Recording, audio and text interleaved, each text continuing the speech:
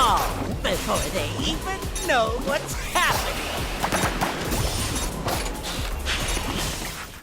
At first glance, Foamstars might feel like a game that's destined to be a grand success on account of its Splatoon-inspired gameplay and colorful art style, but it soon becomes clear that a lot of potential has been squandered. Having said that, does Foamstars have a few merits that are worth appreciating on their own terms? Or are those strengths enough to keep you interested for more than a couple of hours at best?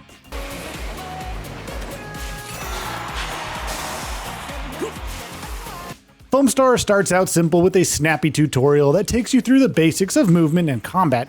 You can run around and jump, and you can use your primary weapon to shoot up foam that will temporarily stick to the ground. You can use the left trigger to instantly summon a surfboard beneath your feet, and use that to gracefully glide along foam, and you can also pile up the foam to reach high spots. You also have slots for 3 distinct abilities, 2 of which are special moves that operate on a shorter cooldown and can be activated by the press of a left or right trigger, while the last one is an ultimate move that has a longer cooldown and can be activated with a press of the triangle button. This forms the majority of Foamstars' maneuverability systems, and despite its simplistic nature, it's fun to interact with on a basic level.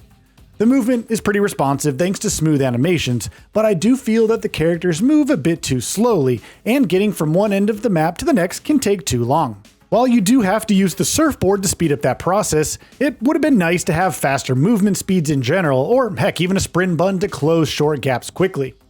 Once you are done with the tutorial, you could jump right into multiplayer or dabble within the single player aspect of Foamstars. I jumped into the latter first, and to be honest, there isn't really much on offer here. You basically get a set of 3 missions per character to help you come to grips with that character's moveset, and that's about it.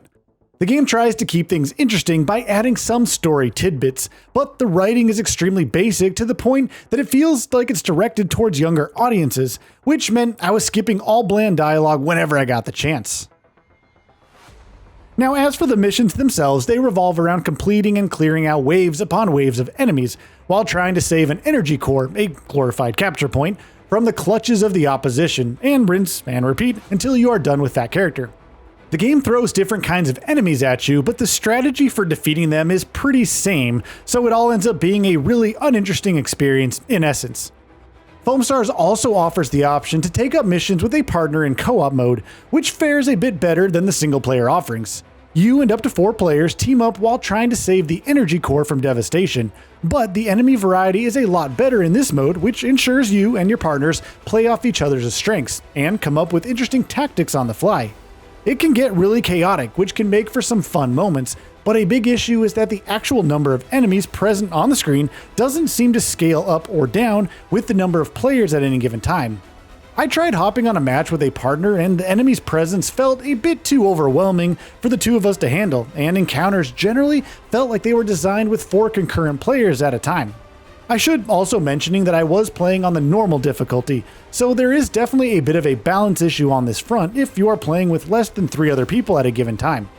Now, jumping over to the multiplayer side of things, Foamstars' biggest attraction is Smash the Star game mode, which is a 5v5 deathmatch with a neat twist. So basically each team has to get a number of kills, or chills as the game calls it, and once that goal is reached, a star appears on top of the most active player on the other team. Now, the first one to knock out the star player scores a win, which makes for a pretty interesting spin on the general team deathmatch formula. This one twist is what makes these matches a constant neck-to-neck battle at the best of times, since you could close in on chill leads and quickly get on a level playing field by spawning the star player on the opposite team.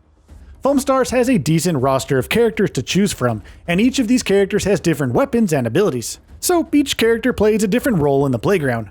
Soa is an all-arounder, while the vicious Ravebreaker works well in a support role, while Jet Justice is a tank with strong weapons and defensive capabilities. In theory, you could take up different roles and work towards achieving shared goals, but things rarely go to plan amidst the heat of battle. Everything sort of ends up just meshing with one another, which can occasionally cause frustrations. And I think that issue could also be attributed to the fact that I mostly participated in team matches with random people, so your mileage may vary here. There are other kinds of game types as well, including but not limited to Rubber Duck Party, where you escort a payload to the destination while fending off the opponent team, and Happy Bath Survival, which is essentially a 2v2 elimination game mode.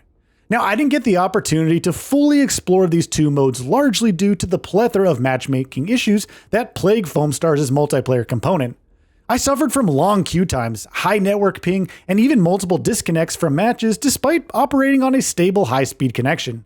It's obviously a big issue for players who are queuing up, and the developer should do the needful to resolve these glaring shortcomings. Things don't fare too well on the player progression side either, with payouts being extremely meager, requiring you to grind out matches and other content to level up and gain access to shiny new cosmetics, which thankfully don't have an impact on the gameplay.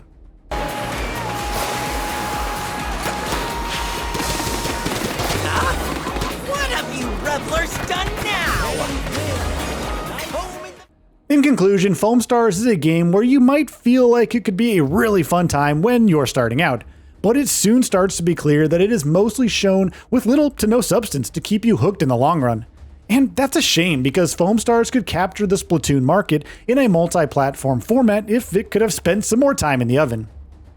As it stands, Foamstars is a middling quality product with some neat ideas, and because it's free to download through PS Plus, you can try it out with friends, but know that chances of you sticking around are pretty slim.